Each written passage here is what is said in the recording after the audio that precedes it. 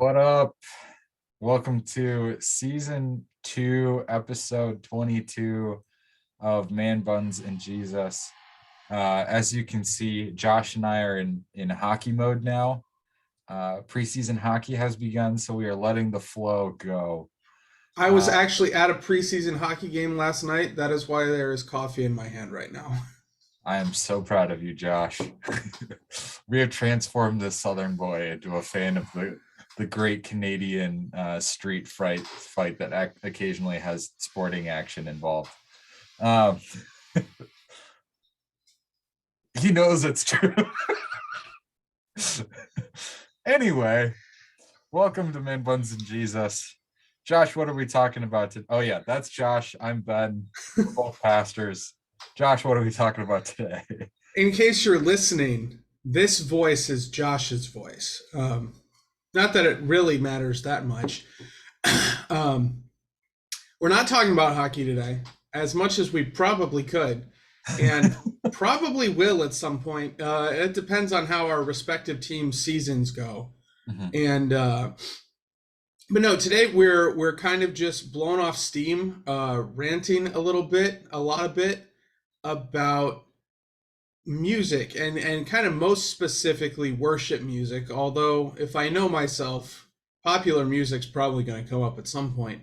And when I say worship music, I don't just mean like band worship music. I mean any music that's used in worship. So this includes hymns. This includes like contemporary worship songs.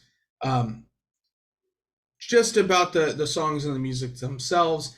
Kind of the disclaimer to throw out here: if you are a worship musician, if you are someone who plans worship, this is not a rant about you. If you're a songwriter, this rant might potentially be about you, I guess, but nothing personal. So there's that.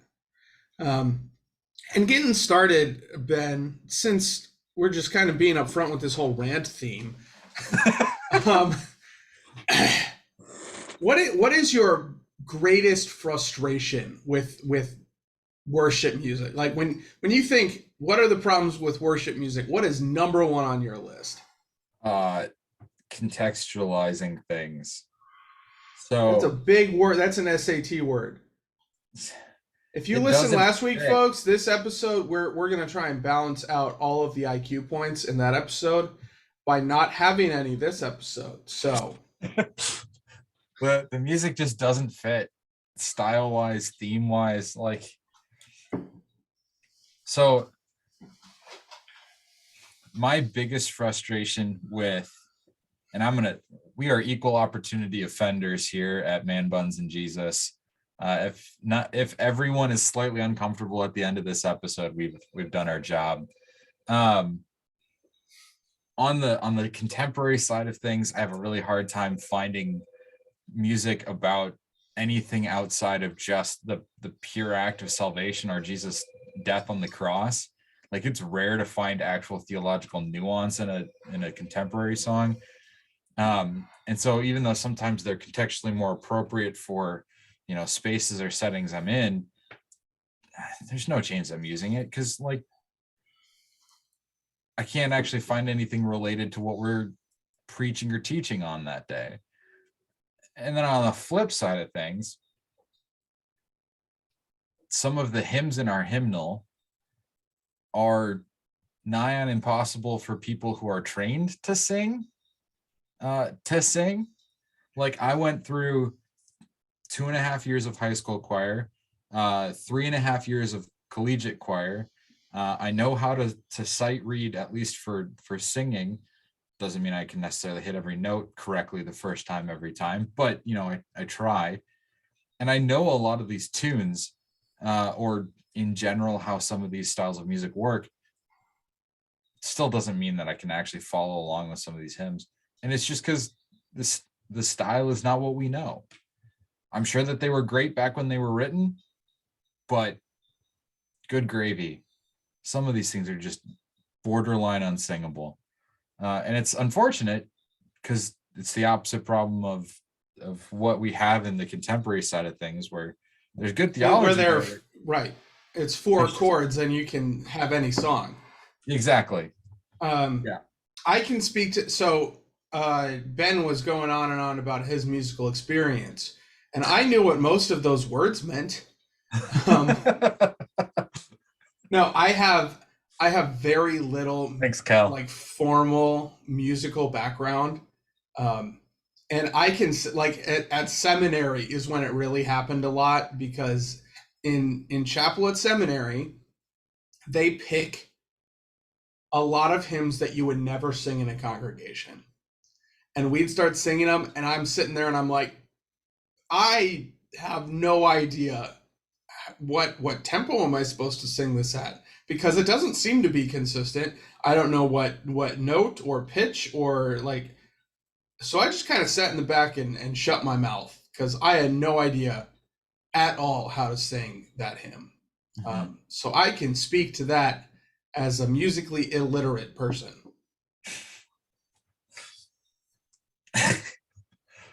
Yeah. We've now defined our bases here for ranting. And I mean, I know, Josh, that Joelle, your vicar slash worship leader, often does a lot of the music selection for you in your worship services. And I end up, like, I pick hymns, and we have a contemporary guy that comes in occasionally, and I'll work with him to pick music. But when you're trying to put a service together where things are consistent, and like you don't just throw something in there haphazardly because it sounds cool, like your options are kind of limited, Right. and it is Um, annoying. yeah, because I mean I'll be very transparent with this, I guess. So how I incorporate the songs of worship into the rest of worship in two ways, because um, Joelle does most of the planning, anywhere from a couple weeks to a month in advance. Um, so the songs are chosen for the most part long before I have even looked at the sermon texts, much less planned the service. Um, and the first way I do it is when I'm going through my sermon preparation. And when I say sermon prep, I don't mean writing the sermon. I mean the 2 to 4 hours I spend studying the text before I write the sermon, so that I'm using it faithfully, I'm talking about it faithfully. And one of the steps of that process is I look at Joelle's music for the week and I see, is there anything that I can pull in here? Is there anything I can use here? And sometimes there is.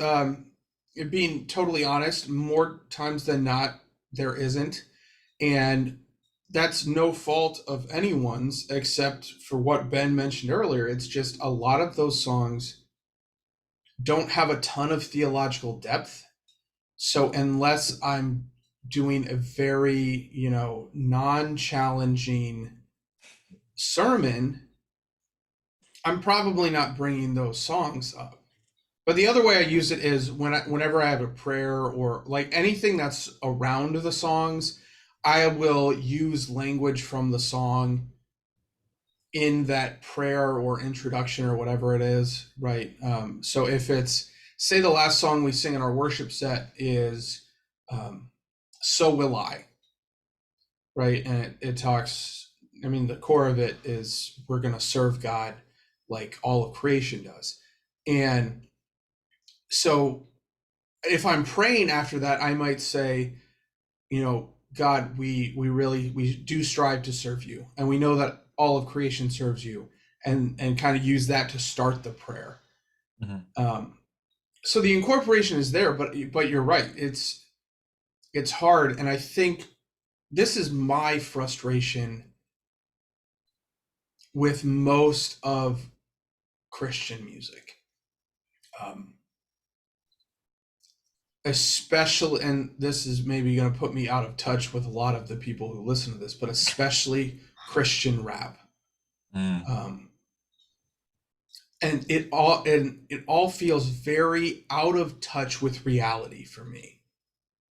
Like I do not I don't listen to Christian radio stations. If you go in my car, the first 4 radio presets are alternative, pop, hip hop, and then there's a Christian station, and that's because Chris sometimes drives my car and Chris likes to listen to Christian radio. And I can't do it because it feels so out of touch. It's very, I think you said this before the episode, not in the episode, but it's very happy clappy. Like a lot of Christian music is kind of, it almost sounds like I'm a Christian, so now everything in my life is great. And not only is that not biblical, that's not reality, right? And the reason I called out Christian rap specifically is rap as a genre is very much centered around stories of struggle. Like if you listen to Eminem, it's not stories about how everything has gone great in his life, right? It's stories about his drug addicted mom and you know, his struggles with poverty and drug addiction. And it's like, it's not happy stuff. And you go to Christian rap and it's all, you know, everything's great. And I listen to it and I'm like, that's not the world we live in. You need to listen to more NF. No, that's my exception. That's my asterisk. And if you're looking for a Christian rapper who is in touch with reality, listen to NF. It killed me a couple years ago. The college, the national playoff, the college football national playoff, their promo had like everyone was going to a party because they were going to this big game, and they were using NF's beat and his line from his I think it's still his most recent album. Maybe it was 2 albums ago, but it's everyone grab your balloons and invite your friends. So all these people were rushing into the stadium with balloons. You know, they were all happy it was a party. In that song, if you listen to the whole thing, the balloons are, he's talking about mental illness and depression. He's like, everybody grab your issues and let's go, like, deal with our issues. So every time I saw that commercial, I was like, that song does not mean what you guys think it means. So because that's my biggest gripe is, so looping back to, you know, connecting it with a sermon, if your sermon is going to be honest at all in dealing with the realities of our world, with people who are suffering, people who are sinful and broken and hurting, you've disconnected from a vast majority of modern Christian worship and a vast majority of hymns as well. Like, I feel like to get a good depressing hymn, you almost have to pull it from the Lent section of the hymnal. Which, to be fair, in the Lent section of the hymnal, they have plenty of good depressing hymns. Yeah. I think, I'll be honest here.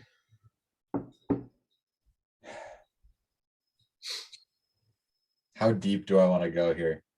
We're keeping this low IQ level, so not going to go that deep. But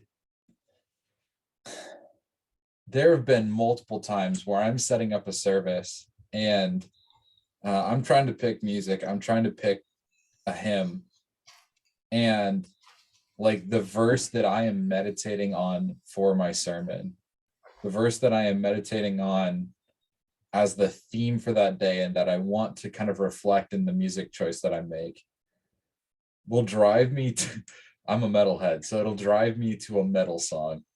And if you want a taste of my musical tastes, I can play something some point in worship or for someone privately, but I don't need to blow your ears out in the middle of one of our podcasts here. Also, we have absolutely no copyright to play any. Also true.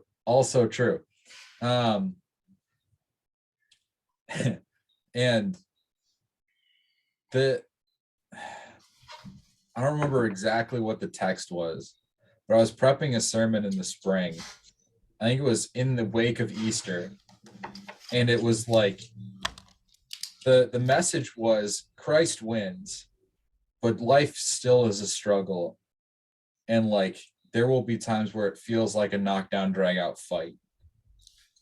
And immediately my head went to a song by a band called Oh Sleeper, very heavy death metal.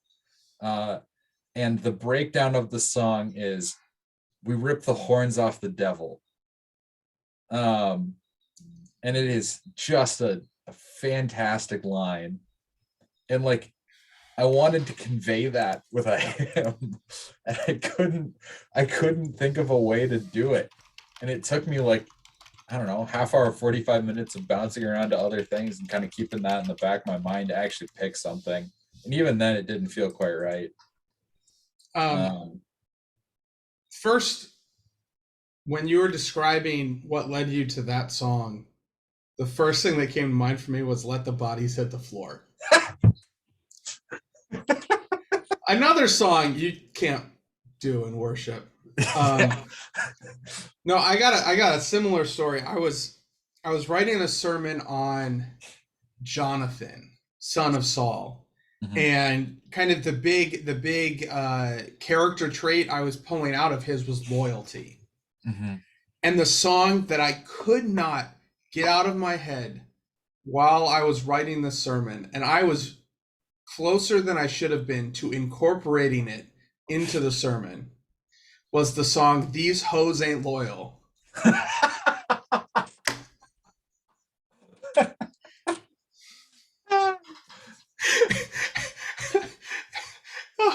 But every time I was like, no, I can't. I pulled up the song, I pulled up the lyrics to see like, can I do this? And no. Definitively No, the answer was no. Yeah. Yep. So and I think this is something I've actually thought a lot about for me, being a non-musical guy, not a particularly deep thinker. But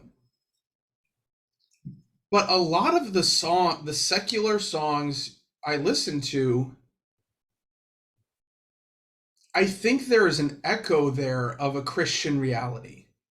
And you could very easily take those songs out of context and make them into like I could preach a lot of these songs. Like I'm just so there's a song, it comes out, it's on my workout playlist, which is not Christian music at all. What I've Done by Linkin Park. Linkin Park is not a Christian band. It's not. But every time I hear What I've Done, I'm like, this is the story of humanity. This is the story of the fall. There's even a little bit of redemptive messaging in there.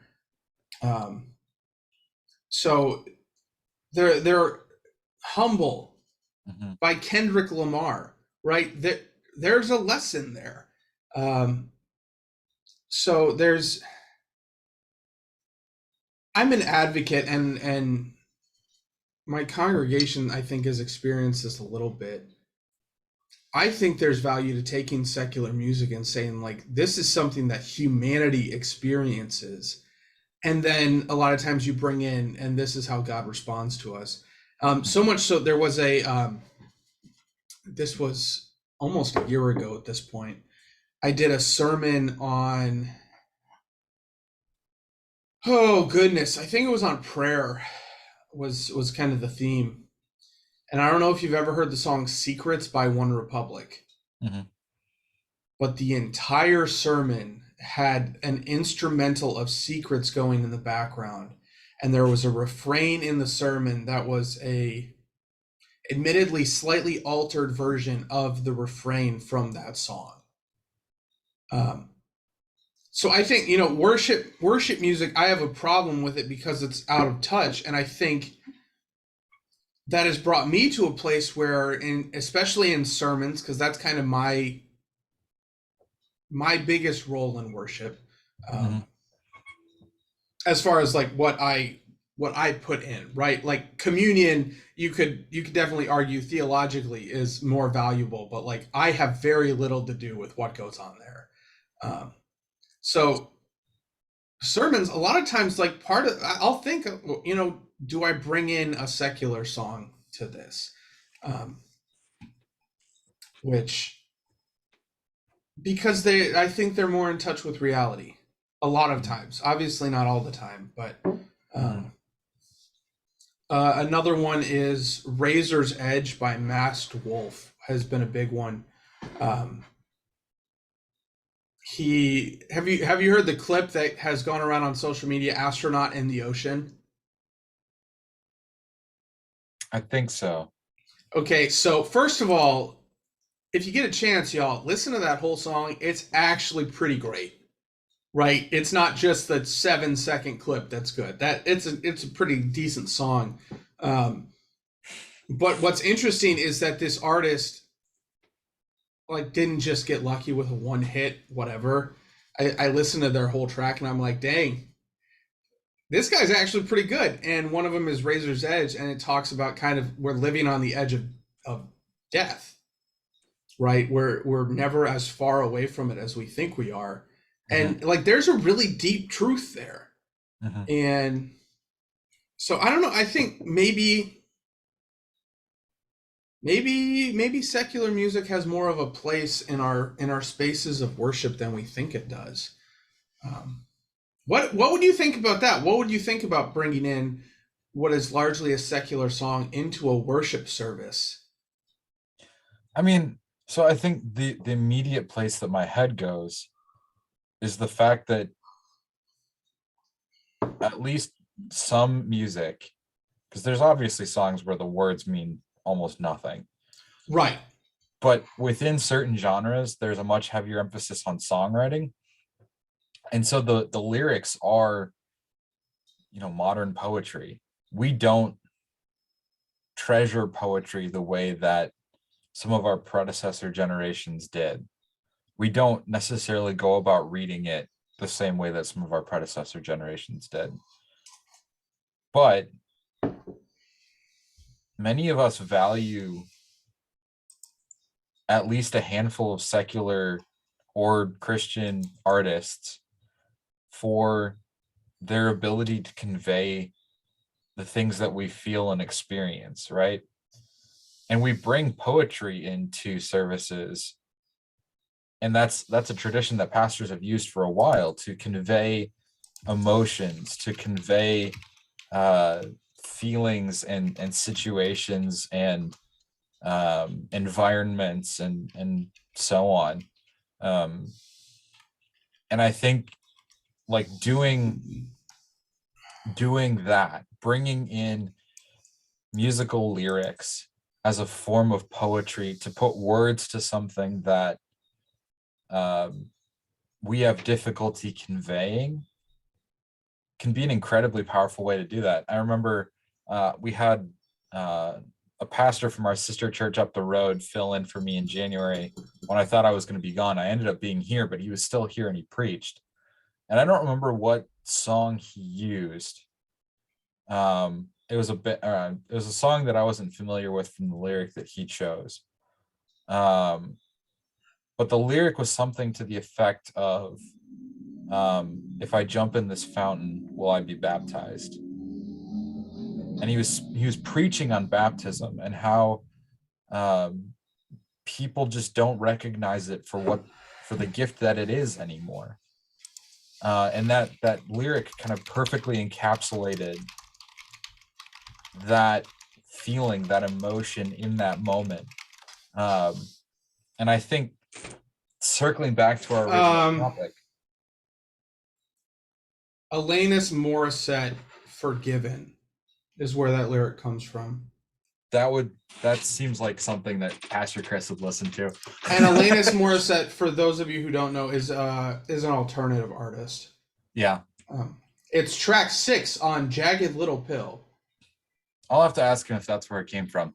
Um, but uh, circling back, I think part of the reason that you know, he did that. Part of the reason that I find myself reflecting on music that's not meant for a worship context is because of some of those things that we talked about earlier, where there's just kind of there's a gap, there's a lack, there's a hole in our resources for all of us, right? The church got kind of comfortable with the fact that our hymns were our hymns and that was good enough. And then people stopped being able to sing hymns because not everybody has the same kind of musical education anymore, and we come from different cultural backgrounds. And so our shared musical history and sound, which sounds a little bit more like popular music, just isn't prevalent in the way that we write worship music. And when it is, it oftentimes stinks. Yeah. Yeah, and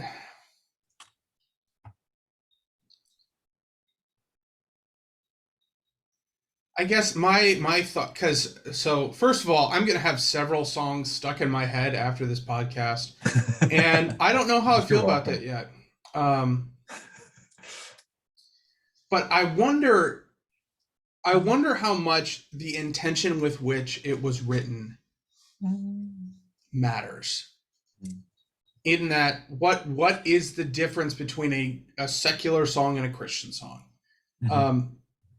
You could say the explicit mention of Jesus or something like that, but I think they're excellent hymns, they're excellent Christian songs that they don't explicitly mention Jesus. He's there, but, and I mean, I guess what's the difference with secular? Is it the intention of the author?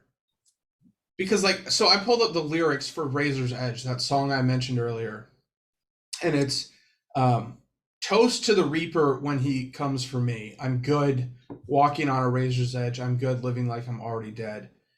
And kind of the rest of the song deals with the reality of we're used to this world being broken.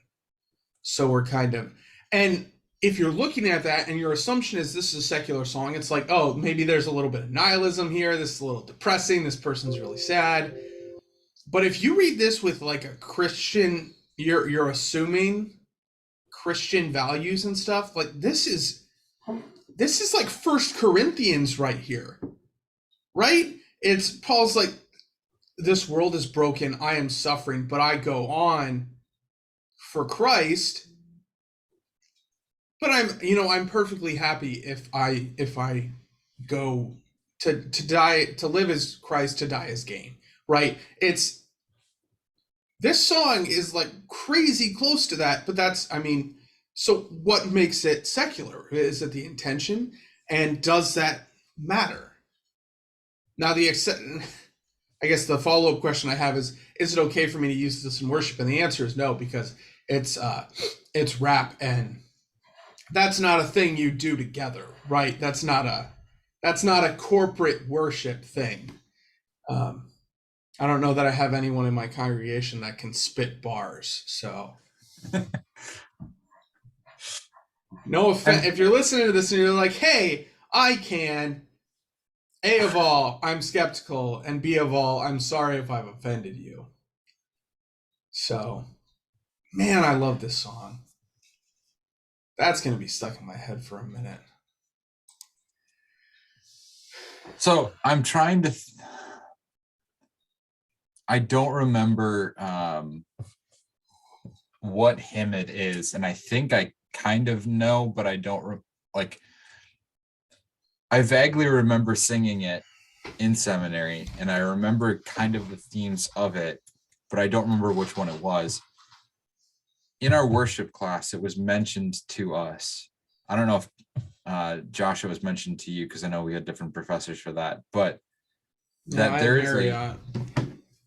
is a hymn in our LCMS hymnals, a denomination that cares more about doctrine and theology than probably possibly any other one. Yes, we are the nerds of the nerds. Yeah, that's our thing, right? There's a hymn in our hymnal written by, I believe, a Unitarian. Either a Unitarian or a Universalist. Don't remember which. We would say is not Christian. Yes. Either way. Which is a whole different conversation. Yeah. But to speak to Josh's point, like, it's not coming from a Christian perspective, but it proclaims a truth about God and who he is in that hymn. And it's not like it's a new hymn to our hymnal. It's a hymn that's been around for a while. You gonna figure it out? No. Okay, never mind. I'm getting ready to step on something else with it. Okay. But the point there being, like, we have used non-Christian music already in our worship contexts. Maybe not us specifically. I think we've sung it here since I've come here. Josh, I'm certain you haven't, because you guys barely use hymns at all. Don't do hymns. Yeah. Except we've done A Mighty Fortress a couple times, and some Christmas and Easter stuff.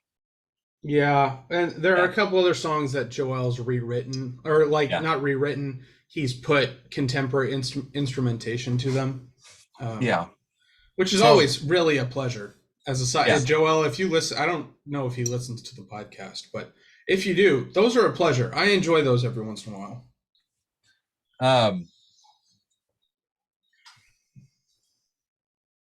I just totally derailed your train of thought, didn't I? No, I think I just found the hymn I'm looking for. I will say, I think there's probably another reason that we can't or shouldn't use secular music in worship. You want to hear what it is? CCLI does not cover it. Yeah, we don't have the licensing for it. Yeah, for those of you who don't know, CCLI, like, essentially it's a subscription you pay, and it gives you licensing to most Christian music. Yeah, not all, but if they went through a major label, it's covered by CCLI. If they went through a remotely major label, it's covered by CCLI. Because even like Concordia Publishing House, their CDs that they put out with like VBS kids music on it, I'm pretty sure has a CCLI license attached. So anyway, all of that is to say, like, we've done it before, and we'll do it again. We can bring in things that help us teach and promote God through, like, it is first article wisdom. It is wisdom that is gained from people looking out at the world and going, well, darn, this must be a truth of our reality. There's something wrong with us. I suppose there's probably some sort of higher power. This must be how things operate. And like, they speak to that in art, in music.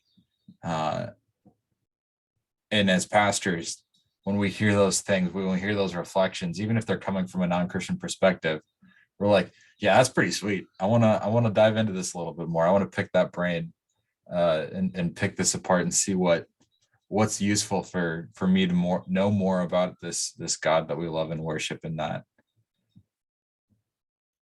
Yeah. Well, and I think kind of on the flip side, as you know, most of the people listening to this podcast, most of you listening to this podcast are not pastors.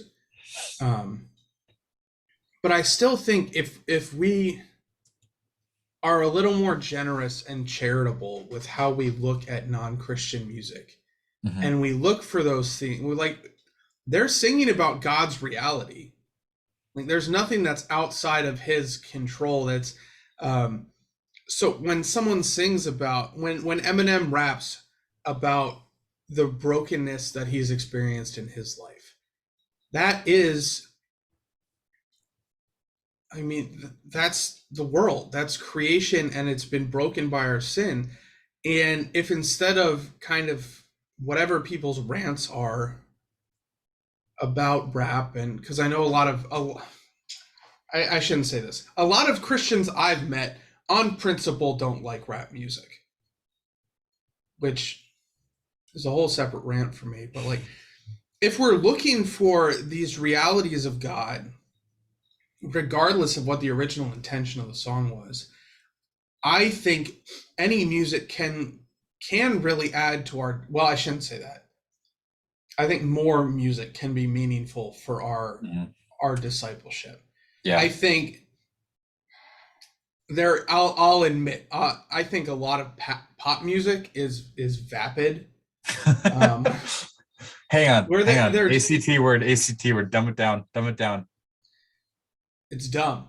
Like there is no meaning to it. I think one of the reasons I keep bringing up rap is that's a genre where a lot of times you tell stories. The good ones tell stories in their songs. Mm-hmm.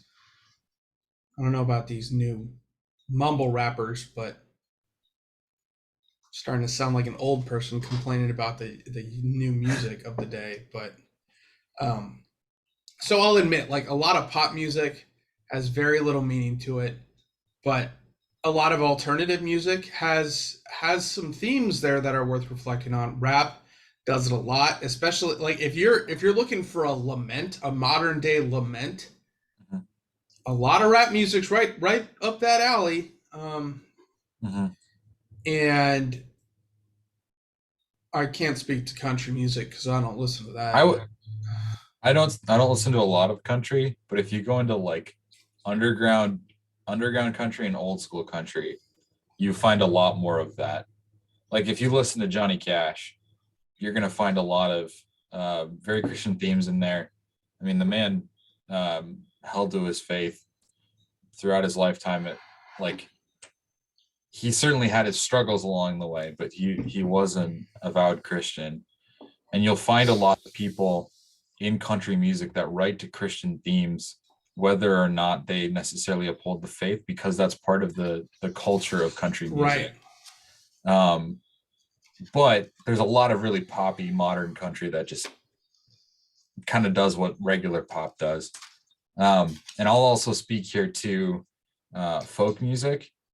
What was the other genre I was going to bring up? Oh yeah, death metal. Like there are some really strong themes in both of those genres as well that speak to the realities of the world. And something that you kind of brought up, Josh, was that like this music speaks to the reality of our world. This music speaks to the reality of our God to some extent, even if it isn't explicitly about him. And it's also important for us to realize that like these people are doing this with a daily bread that was given from God as a blessing, that like their skills, their talents, their abilities to write, to create art, to produce music. And so like we can celebrate the beauty of something created from a non-Christian perspective, realizing that it was given as a gift from God in the first place, right? And now we're reflecting on that. We're using it for our discipleship, for our benefit, for our gain. And obviously, like Josh said, there are places and times where that music is either pointless and meaningless or like degrades the God that we know and love. And those things at different times can be useless, if not destructive. And we need to be careful. But I think more often than not, the music that we hear around us from sources outside of Christianity can be helpful to us in a lot of different ways. Yeah. I think so. We covered worship music. We covered secular music. Oh, apparently my lights decided to turn off. I think my wife is messing with me. We have a smart home for anyone who's watching the video. So like my lights can be turned off and on from a distance.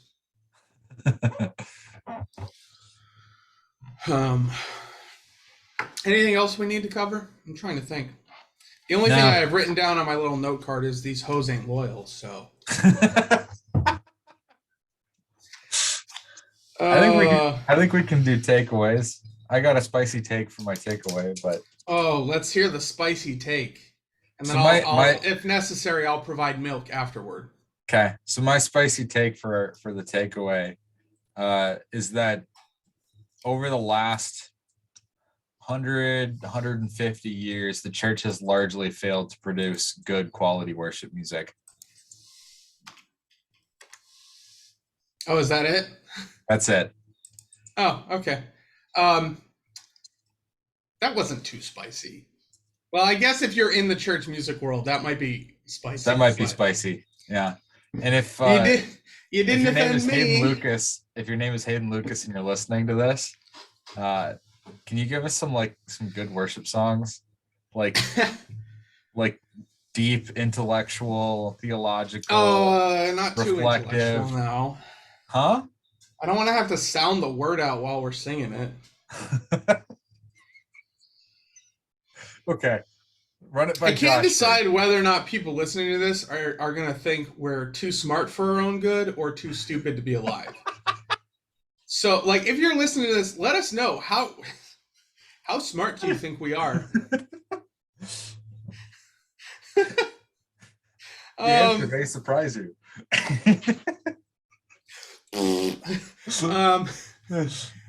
So my takeaway is listen to more rap music. It's good for you. Puts you in touch with the world. I'm not kidding.